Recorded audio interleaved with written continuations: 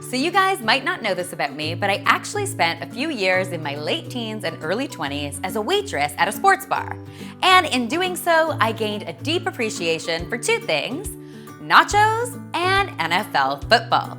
So in honor of the upcoming Super Bowl, I am very excited to marry those two loves together to bring you my super delicious Super Bowl nachos 3 amazing ways. Now, if you are on the hunt for some healthier Super Bowl recipes, not to worry, you can check out this video, or this video. But this video is all about indulging, because for me, that's what Super Bowl is for. Today, I'm going to show you some incredible buffalo chicken nachos, some pizza nachos, and finally, we are going to make some chocolate peanut butter pretzel nachos that are way over the top. And I mean like way over the top. But let's get started with our incredible buffalo chicken nachos. Now this is basically what would happen if nachos and chicken wings had babies. And I can't take credit for this idea. I actually found it online and I could not get over how genius it was. The original link is in the description box below, so definitely check out the original post. So we are going to get started by whipping up a buffalo sauce. I've got some butter melting away in a skillet on the stove, and to that I'm going to add a couple cloves of minced garlic. Next, I'm going to add a whole lot of hot sauce. Now, you can use any kind of hot sauce you like, and if you're not into the heat, the cool thing is you can actually also do this with barbecue sauce. For my secret ingredient, we are going to add just a splash of Worcestershire sauce. I love it because it adds a bit of savoriness and a little bit of meaty flavor to this buffalo sauce. Next, we are going to add some cooked shredded chicken. This is a great way to use some leftover chicken, or you could just buy one of those pre-cooked chickens at the grocery store, shred it apart, and toss it in this sauce. We're going to set this aside and get to work on our incredible blue cheese sauce. Yes, these nachos involve buffalo chicken and blue cheese sauce, the best of both worlds. Like most great things, this sauce starts with some butter. And to that, I'm just going to add a few tablespoons of flour. The flour is just going to help to thicken up our sauce. And then we are going to whisk away until it makes what we call a roux. You can see it almost starts to like liquefy. And as it takes on that nutty color, that means it is time to add our milk. I'm going to keep on whisking until the milk is well incorporated, and then it's time to add our cheese. I'm going to add some shredded cheddar and Monterey Jack cheese, and of course, some crumbled blue cheese. I'm going to keep whisking my mixture until it's completely smooth, and then I'm going to remove it from the heat and set it aside while we get to work on building our nachos.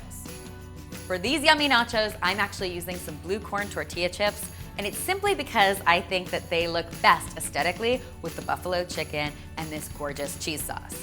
I've spread my tortilla chips in an even layer on a baking sheet, and I'm just going to pile on this beautiful buffalo chicken and then drizzle on my blue cheese sauce. I'm going to finish this with a little bit more crumbled blue cheese and then pop it into the oven at 350 degrees for about 5 minutes, or just until everything's heated through. Once it's done, I'm going to remove it from the oven and finish it off with some finely sliced celery and some green onion. See, Mom? We're eating our greens. How incredible do these nachos look? I bet you can't have just one. These, of course, are best chased with a nice cold beer.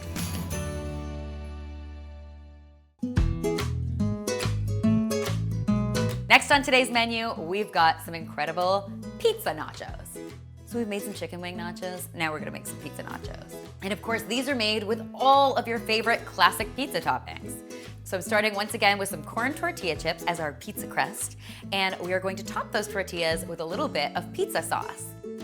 So now that our sauce is down, it's important to get down a good layer of cheese. Cheese is the glue that holds all of your ingredients to your tortilla chip. And next, you can layer on whatever toppings you like, and don't be shy. You know, nachos can handle a lot of toppings. I'm using some pepperoni, some green pepper, some red onion, some hot peppers, of course, and some sliced and pitted olives. Toppings, toppings, toppings. Guess what happens next? More cheese!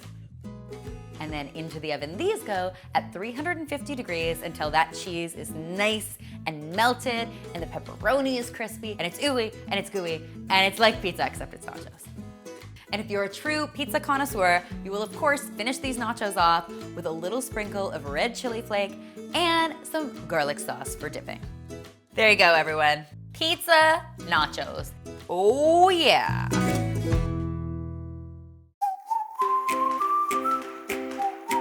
Finally today, I'm going to show you a recipe that I really believe encapsulates everything that is great about Super Bowl overindulgence. They're my chocolate peanut butter pretzel nachos. Be sure to wear your stretchy pants. Let me tell you, you are going to need them. Okay, for this recipe, instead of tortilla chips, we are actually going to be using some pretzels. Now you could use regular pretzels, that would be fine, but they're not great at holding all of these tasty toppings.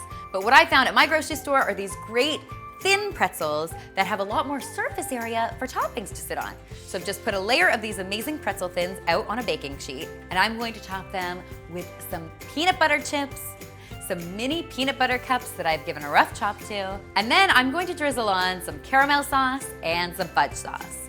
I found both of these in my supermarket in the aisle with all of the tasty ice cream toppings. They are super awesome. But if you wanted to make your own, I have a video for that. By all means, you can check it out here or in the description box below.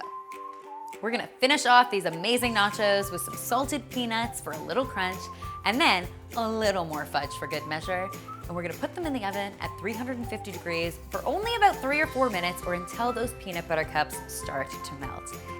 Look at the peanut butter cups alone. They are outrageously decadent, and yes, just as delicious as they look. I really hope you guys will give these recipes a try, and if you do, please, please tweet or Instagram me a photo because you know I would love to see you eating these at your Super Bowl party.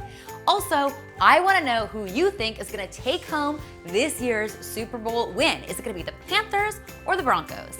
Leave your pick in the comment section below. And finally, if you haven't already, be sure to subscribe because there is a lot more delicious awesomeness where this came from.